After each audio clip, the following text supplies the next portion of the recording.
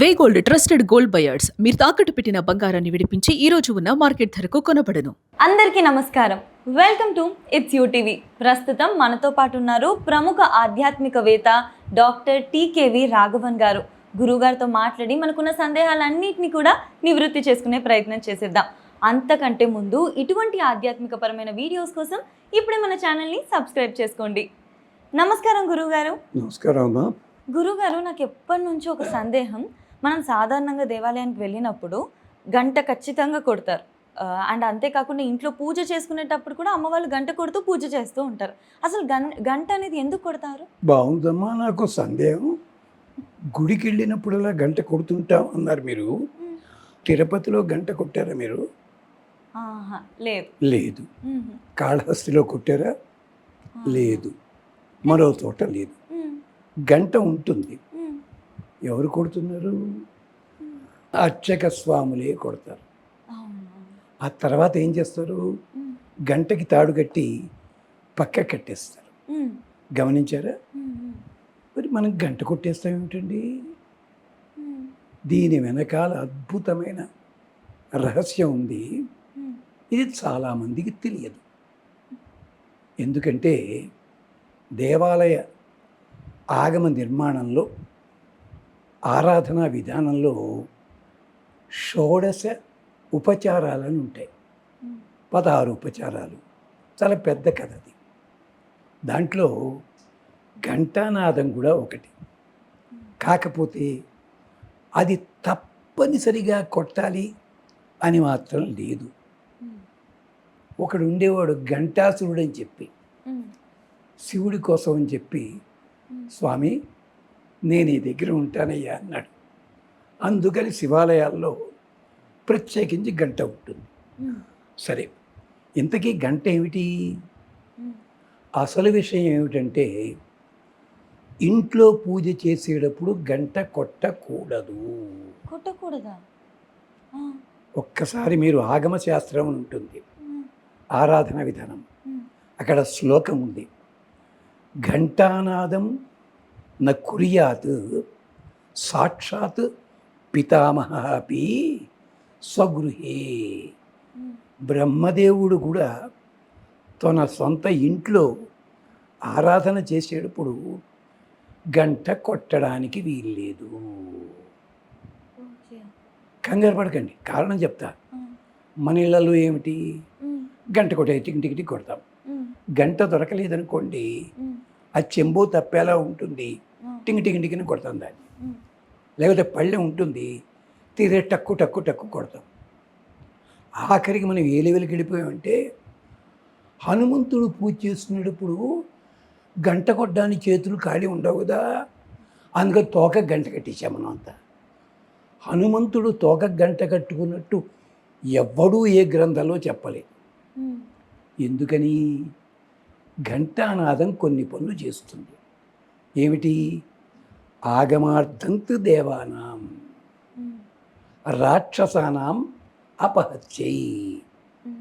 అంటే ఆ గంట కొట్టడం దేనికంటే, దేవతలారా ఇక్కడ ప్రధాన దైవానికి ఆరాధన చేస్తున్నామయ్యా, మేము ఒక్కళ్ళం చేయకూడదు, మీరందరూ కలిసి, మనం అందరం కలిసి భగవంతుడిని ఆరాధన చేద్దాం.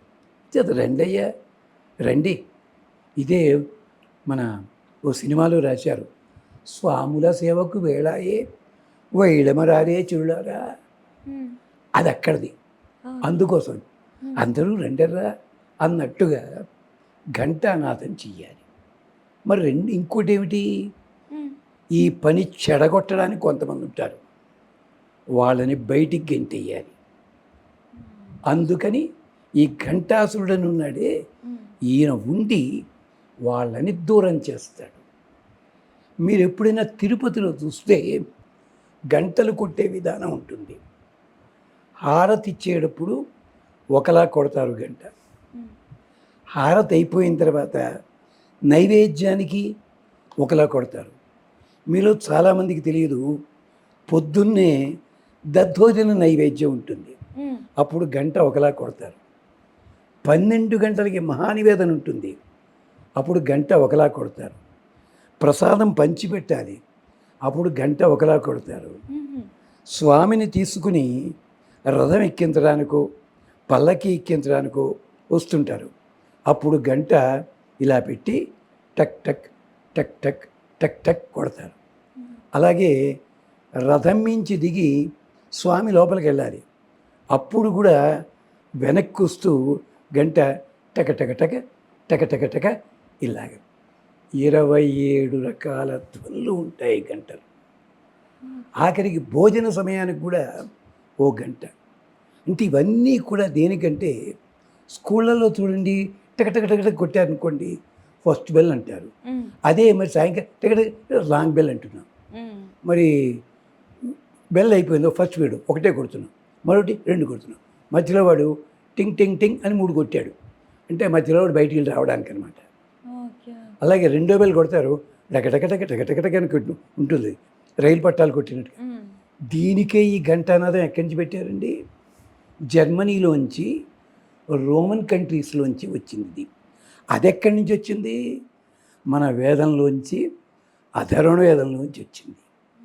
అందుకని చెప్పి గంట అలా కొట్టడానికి వీలు లేదు. ఇది నార్త్ ఇండియాలో ఏం చేశారు? చప్పట్లు కొట్టడం ప్రారంభించారు. అది మన వాళ్ళు అలవాటు చేసుకున్నారు. ఇది తప్పేమీ కాదమ్మా. ఇవి కొన్ని ఆలయ మర్యాదలు.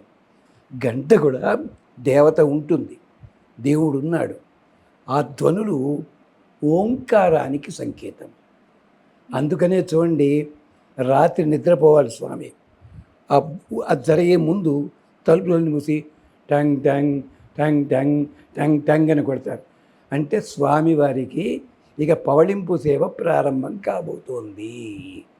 వీటిల్లో ఇన్ని అర్థాలు. అలాగే రథం ఎక్కించేటప్పుడు రథం వెనక్కి వస్తుంటుంది, గంట తిప్పి కొడతారు. కొన్ని చోట్ల గంట ఇలా పట్టుకొని సౌండ్ రాకుండా ఇలా ఇలా కొడతారు. ఇలా ఎన్ని రకాలు? 27 రకాలు.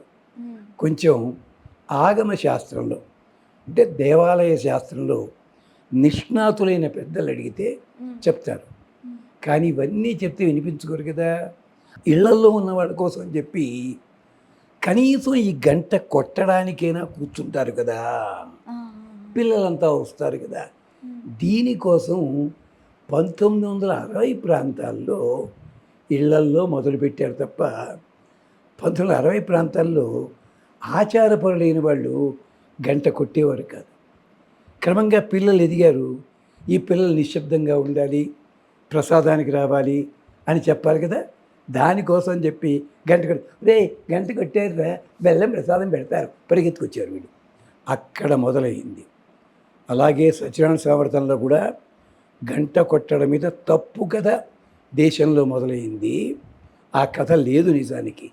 అసలు సత్యనారాయణ స్వామి వ్రతమే గ్రంథంలోనే లేదు.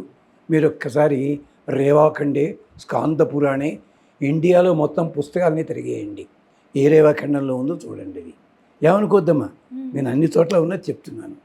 ఇది పద్ధతి. ఇదే పద్ధతి ఇతర దేశాల్లో కూడా పూజలు చేసే చోట్ల వాళ్ళ పూజల్లో వాళ్ళకి ఉంది. ప్రత్యేకించి చైనాలో ఇప్పటికీ గంట కొట్టే విధానం ప్రత్యేకంగా ఉంటుంది. ఇది గంట లోపల ఉండే విశేషం. అంతేకాదు చక్కగా యోగా బాబాలు వీళ్ళంతా ఆ గంట కొడుతుంటే ఓంకారధ్వని వినిపిస్తుంది.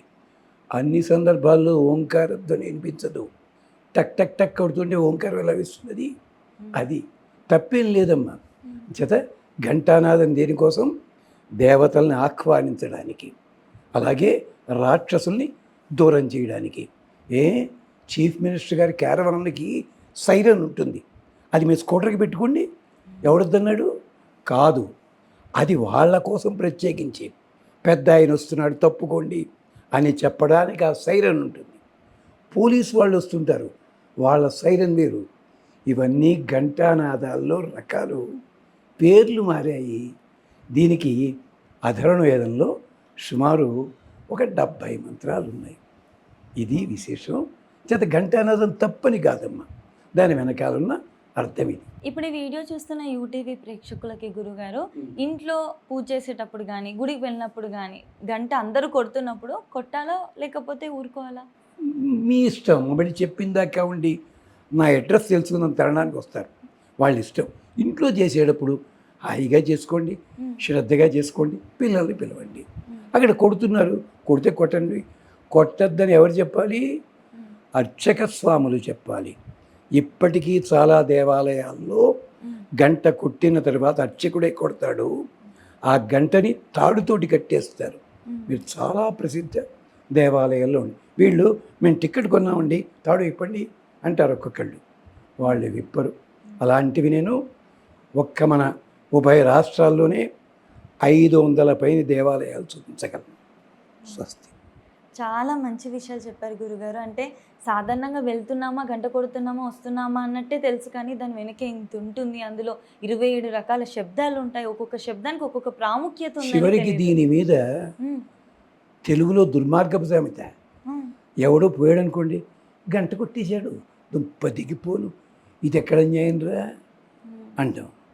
పరీక్ష ఫెయిల్ అయ్యాడు అనుకోండి, గంట కొట్టేశాడు అంటే అక్కడికి తీసుకొచ్చాం మనం తెలుగు వాళ్ళం గొప్ప.